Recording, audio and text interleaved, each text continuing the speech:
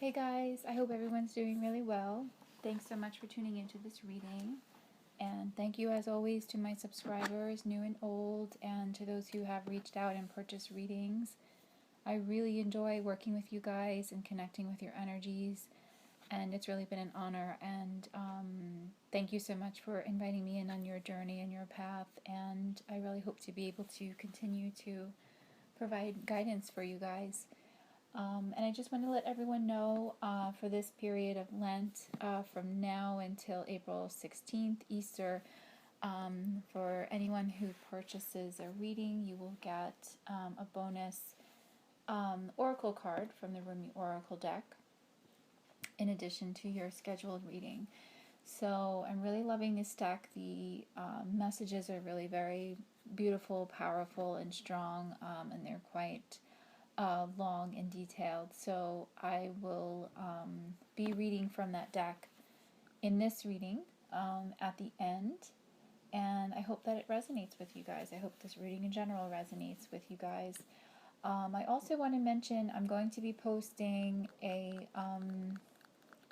soundtrack for in reference to a meditation that some twin flames in the community are going to be doing daily for the month of March, daily at 10 p.m. Mountain Standard Time. So if you would like to join in with that synchronized meditation, please do so. And the music for it will be posted down below. It's quite beautiful. Okay, so let's get into some of the energies that are happening right now. First off, we have had a very interesting eclipse season, to say the least. The energies right now really seem to be still kind of chaotic, topsy-turvy. I mean, not so much in a bad way. You know, when these energies come up, it's because they need to be seen and worked through, and some darker aspects of ourselves need to be kind of shown. And I feel like with this Venus retrograde period that we're in right now, this is very much what is being demanded of us, is to look at these more darker shadow aspects. And you know, sometimes this illumination can be quite painful and troubling. So really kind of go easy on yourself right now and just really get, you know, more rest. Some of you may be feeling a bit more tired, a bit more kind of scatterbrained, a bit. Get extra nourishment. I've been working with crystals more. Really, whatever you feel guided to do. You know, getting fresh air and exercise. And again, really just kind of being patient with yourself and the energies right now. It's really, I don't know, it really kind of just seems like all over the place. And with the last eclipse that we had in Leo, it seemed to be more focused on the divine masculine and his growth, and he seemed to be going through a dark night of the soul, and the last reading I did really kind of reflected that, I feel. With this last eclipse, the one in Pisces, this one seemed to be more centered on both the divine masculine and the divine feminine, and what was playing out in the two. And yeah, it just seems to be more about kind of finding that balance of both our masculine and feminine energies. And again, with this Venus retrograde period, I mean, this is really kind of affecting all of us. So as much as things appear to be kind of like topsy-turvy and a bit kind of dense and chaotic, there still seems to be such a really strong magnetic pull, I feel like, between us, between the twins. So you would kind of almost expect there to be, I guess, a bit of like a turning away or pushing away or that kind of thing, but it really seems to be the opposite, that although stuff is kind of like all over the place and unsettled, the bond seems to be, I feel like, stronger really than ever. So that's really kind of just an indicator that we really are very much moving in the right direction. You know, even if it's not unfolding the way you wanted it to, or it seems to be kind of quite slow or whatever, you know, just know that we're in a really powerful time of change. You know, the fives keep coming up again. I know the fives are coming up for you guys. So change is happening. Just really kind of be patient and like ride out this wave. And let's see, the crowning energy for this reading, which is actually not pictured here. I wasn't going to pull from the bottom of the deck, from my main deck, but I was guided to, and I got the Three of Wands. So it's not pictured here, but I'm just going to speak of it because I could see why I was guided to pull this card. So this is very much an expansive energy, and really what this is asking us to do is to act on these energies and to, not only think about what it is that we want for our future and for ourselves, but really to actually take those steps to embark on them and know that the sky is the limit. There are really beautiful, amazing things that are on the horizon for all of us. And this journey is so much, about coming back to yourself and really, walking with the divine and getting to know the divine and spirit. And, just to touch on the season of Lent again, I really feel like it is such a powerful time to do just that, to really walk with God and to make, some sort of sacrifice to Him. And it's not too late. You don't have to be Christian to participate in Lent.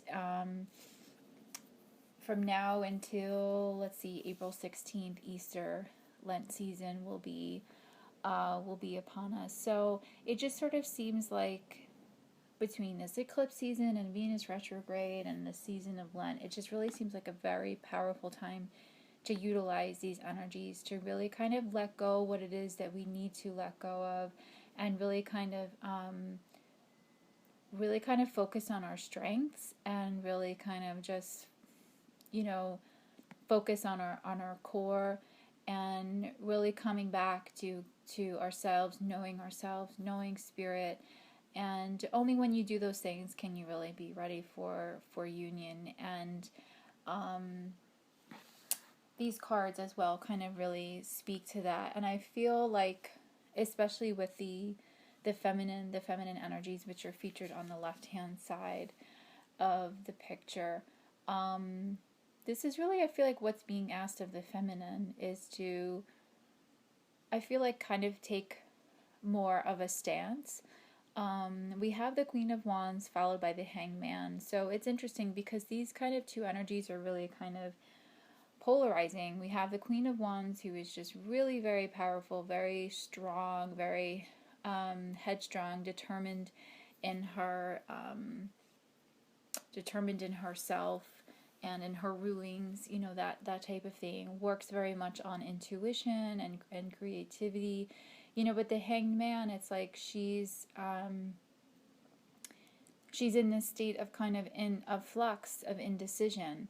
So these are very two different ways of thought, and it seems like a lot of the divine feminine is in this state right now of kind of flux, like feeling like this union is not possible, this type of change is never going to happen, and things just kind of seem too chaotic and unsettled right now, and my twin is not doing what I want him to do, and it's creating this state of flux, this hangman, if you will. What I feel like the universe and what these cards are asking us to do is to ground those feelings, stand your ground, which is specifically what's in this oracle card underneath the hangman, and to come back to really almost kind of step into her masculine self. We all have both of these energies inside of us, and I feel like that what is being asked of the feminine right now is to really kind of balance out those energies of masculine and feminine. We have the Queen and King of Wands right above and below each other, so it really feels like the yin and the yang there, and to kind of balance out this like indecision or not wanting to really kind of commit to this journey because things are not moving the way that she expected them to. to stand her ground more and to kind of stand more in her masculine energy, to kind of become this king and to be more kind of like forthright and more determined and more and kind of just have like more of a stronger stance in what it is that she wants and what she desires. And as always, I do say he, she, but don't get stuck on my pronouns here. I'm really speaking of the energies. But yeah, but what's being asked of the feminine right now, I feel like, is to be to kind of be more masculine, and I feel like that will help with her sure footing. That will help her come out of this hanged man type of energy, because when you're in that state of flux where you're like, this is not happening, I'm getting impatient, my twin's not doing what I want him to do, you're really kind of sending that out there to the universe. You're sending that out over to your twin, that frustration, that fear, that sense of impatience. You really have to be more firm and what it is that you want for yourself and your future, who it is that you are. And only when you really kind of do those things and you focus fully on yourself will you be able to kind of reign in this union anyhow, like I mentioned. So this stand your ground card very much makes a lot of sense, and I like that it was lined up right underneath the hangman, because it's telling you to do the opposite of what the hangman is doing. It's like, no, be sure in what it is that you want from the universe right now. And what the card says specifically is, standing your ground is an empowering, confidence-building action to take from time to time. Now is the moment when you need to stand your ground. You know you can do it. You know that by doing so, you'll be the victor. And it's interesting because my guides have been giving me this exact message over the last coming weeks, that with these eclipses in Venus retrograde, like, it's very much a time to just commit to yourself. It's not a time to be wishy-washy and flaky and I don't know what I want to do, and this will never happen, and so on and so forth. It's almost like a do or die kind of energy. Like, either you utilize these energies and you really kind of step into your authentic self, or you're just going to continue this endless kind of cycle that you're in, this kind of spinning your wheels type of thing. You're never going to get anywhere. So it's a really powerful time to really just to commit to that. And again, I really feel like that these cards really kind of bring that message again to us. So with the masculine here, what we have on his side, again, the Fool came up in the last reading that I did for the post eclipse in Leo. So what's happening again is the masculine is just being asked to really kind of take that leap of faith. Again, it kind of lines up with the Hanged Man card, where there's just this kind of uncertainty there. There's this fear.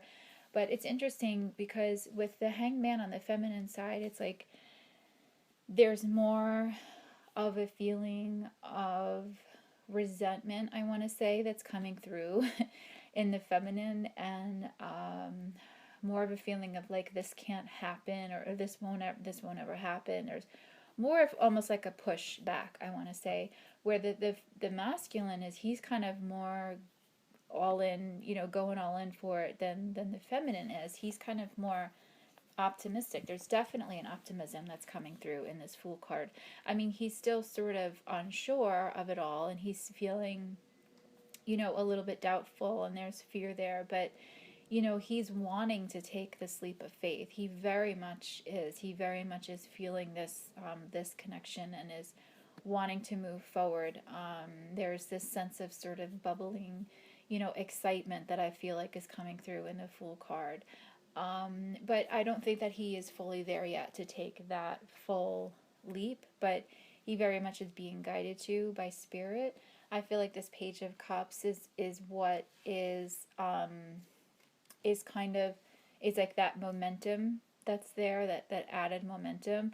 The Page of Cups, well, for one, this cup represents the sign of Pisces, and we just came out of the eclipse in Pisces. So it is also speaking of like this like watery kind of emotion, this subconscious. This can also speak of the dream state and synchronicities and messages, that are coming in through dreams and through spirit and things like that. So the masculine is very much getting these messages through those aspects. And I do feel like very much that he is listening to them, he is paying attention to them, he is being guided by them. Um, and it's allowing him to kind of take a fresh approach to things. Um, his subconscious is working through him, like I said, in the form of dreams and through synchronicities. But I do feel like it is also opening up his intuition more, and opening up that channel through spirit, and he's learning to sort of to trust it more and to trust those dreams and visions and synchronicities, and is feeling kind of excited about it. And it is also bringing in a lot of emotions, like I said, these watery emotions. The cups represent emotions as well. So that's why there still is this kind of fear there, this sort of feeling that he doesn't necessarily want to take this leap in the Fool card, but it's still pushing him, I feel like, in the right direction, in the positive direction.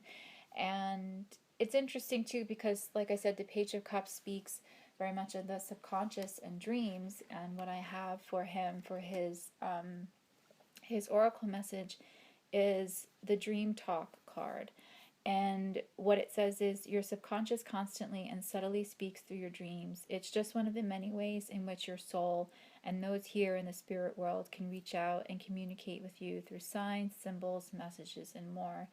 So these two cards are really congruent, the Page of Cups and this Dream Talk Oracle card.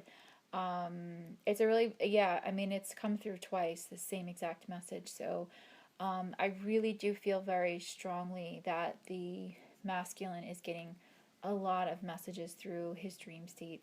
And I was shown this for myself individually with my twin this past week. I should have realized that, it was probably a message also more for the collective, but I was shown specifically for my twin that he was getting a lot of messages through dreams. So I was guided to actually protect my dream state, my dream plane, using crystals, and specifically green labradorite, which is pictured there right in the center of the reading, on the top on the Rumi Oracle card. It's really beautiful green iridescent crystal, and it's been really quite helpful to me. I've placed it, I was guided to place it under my pillow with the name of my twin, as well to protect his dream plane. So it's interesting that these two cards now have turned up, several days later after being given that guidance. So I want to extend that same message to you guys, to also protect your twin's dream plane by maybe doing the same thing, working with crystals, asking your guides for that very thing, and really allowing that manifestation, and allowing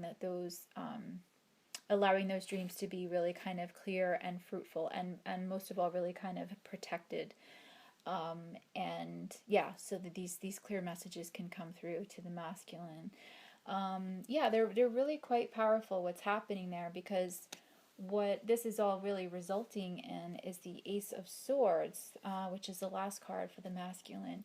So this is all about breakthroughs, mental clarity, those aha moments where you just really kind of things just start to make sense. You really kind of, you found that last piece to the puzzle, and it's just this like, yeah, just this moment of like, you finally get it. And I feel like that this is what this is all leading to in the masculine. I don't feel like as a whole the masculine is there quite yet, but I feel like that very swiftly that this is what these energies are going to be leading to, is these Ace of Swords, and the masculine really just remembering who he is as a divine being, as a twin flame, realizing that his counterpart, is a very essential part of him and part of his path, um, and really, and yeah, really just kind of coming into that remembrance. There just seems to be this just really strong kind of just clarity of thought, and again, I feel like that this is what's going to kind of come out of this period, this time that we're in right now, where it sort of feels like things are like wishy-washy and kind of foggy and chaotic. It's like this is what's going to be kind of reborn from this. And there's this little butterfly in the upper right hand corner of the card of the Ace of Swords. It's like there's this this metamorphosis, this rebirth. Yeah, it's really kind of quite powerful, quite amazing these times. But still, I still do feel guided to say that this is still not a very wise time to reach out presently. If you're not in communication, unless of course you're guided to otherwise by your guides, and if your intuition is telling you otherwise, of course that always trumps anything I say or anything anyone else says. I still feel like, especially with Venus being in retrograde, it might be a better time until Venus goes direct in mid-April to reach out. It still feels like these energies are very much playing out, but the good news is that this is what it is. This is what it's going to be resulting in, is this Ace of Swords, mental clarity, this remembrance. So if you could just kind of continue to do your work, stand your ground, as I said before, excuse me, and you continue that path of patience, let these energies kind of like sweep through a bit, and then I feel like, in just a few short weeks might be a better time to kind of make contact, if you're being guided to, at that time, that is. So let's get into we have two more oracle cards I want to speak on. The Be Strong card for the Mary Queen of Angels deck, I'm going to read as well from the book for that. It says, I pull myself up and do what needs to be done. This card counsels you to take swift and firm action toward resolving your present situation. Mother Mary avows that you are stronger than you think you are. You can also call upon the wellspring of God's strength to lift you up. Do not wallow in any feelings of victimhood or passivity. Use your God-given strength right now. So again, I mean, this is really kind of just reaffirming that kind of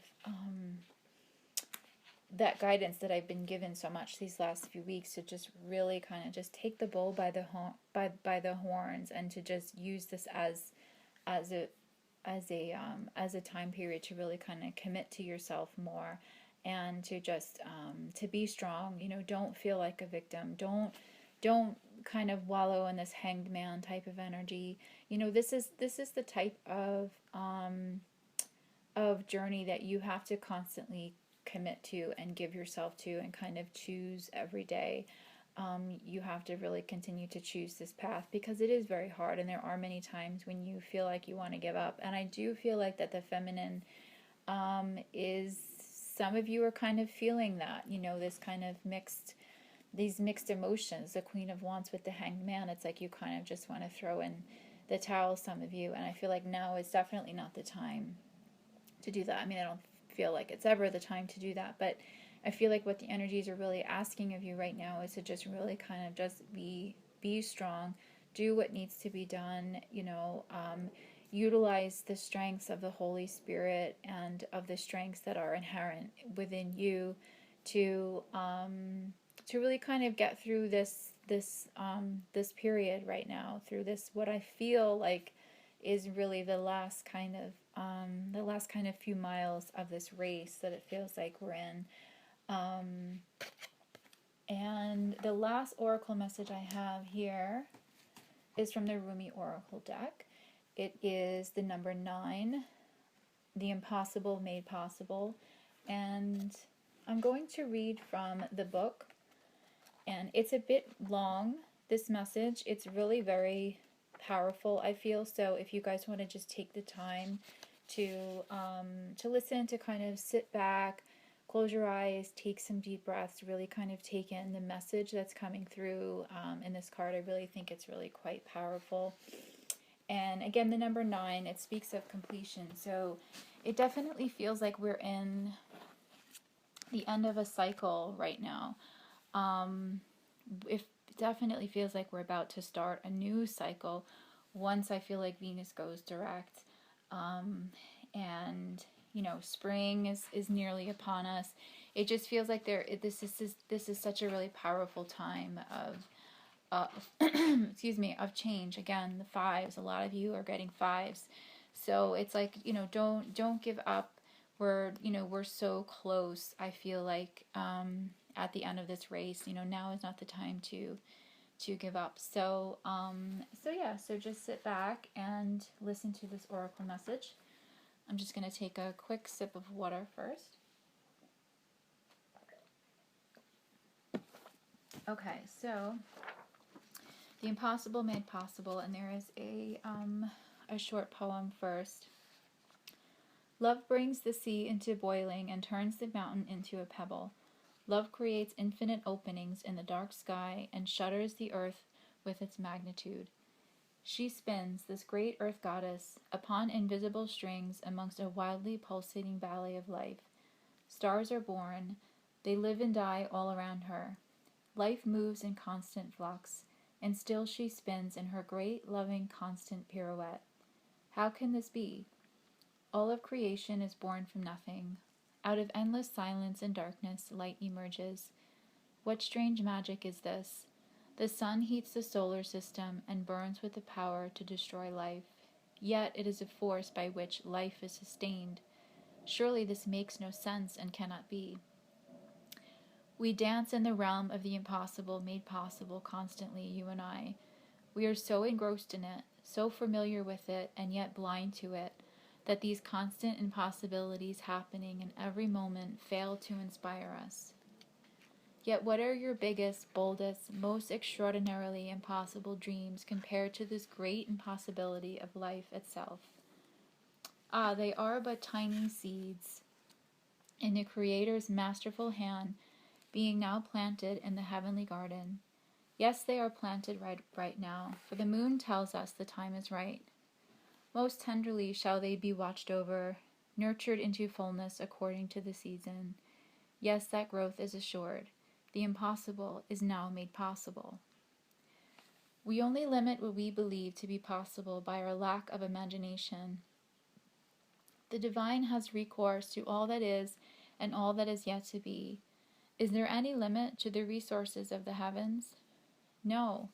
So then why has not every impossible dream now been rendered possible, indeed manifest in shining glory upon the earth?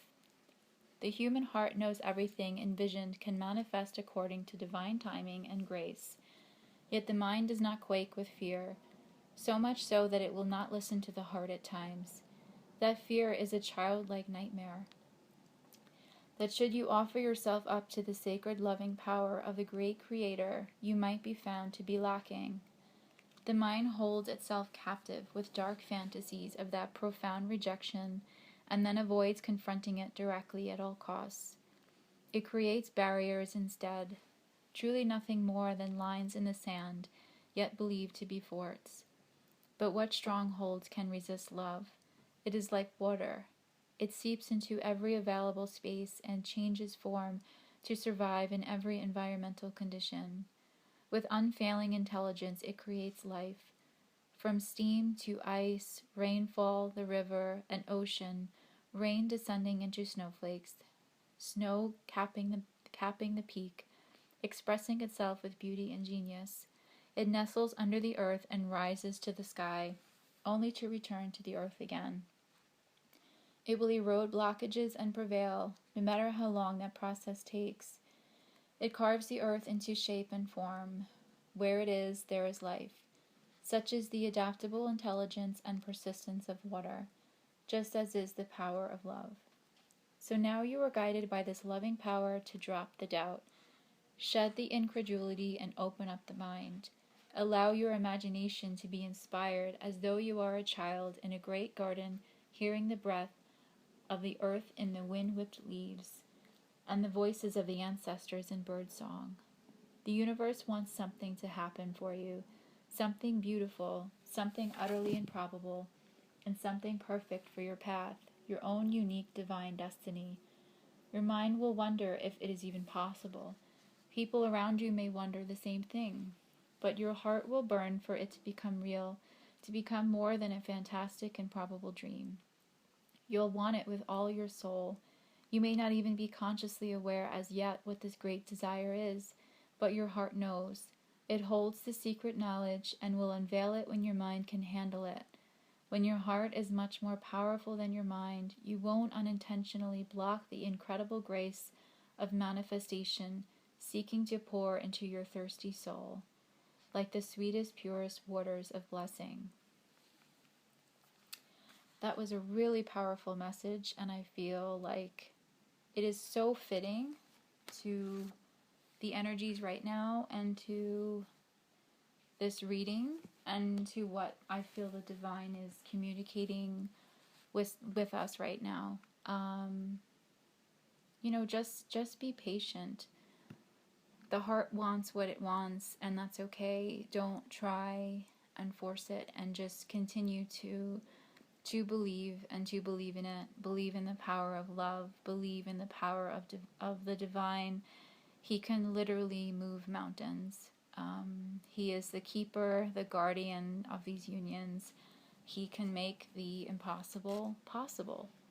So just continue to believe in that and just know that this is a process, and to just, relinquish all fears and all doubts and continue to choose this path every day, and to choose yourself and to continue to work on yourself. And, we also have a full moon in Virgo upon us on the 12th this weekend. We have a nice little, what appears to be a nice full moon in this Rumi Oracle card. So, Virgo is really all about just being very, nose to the grindstone, and just being very kind of methodical, and getting things done. And I feel like if you can utilize these energies of the full moon to really kind of do that, to get out of this hangman, type of energy where just this uncertainty, come back to your Queen of Wands, to your King of Wands energy. Continue to choose this path, like I said. I really feel like it will help you to continue to ride out this wave. These flux of energies that are upon us. And I really feel like we're all going to kind of come out the other side better and stronger before, and really kind of more prepared for these unions. And it's possible. All things are possible if you walk with spirit and you believe in yourself.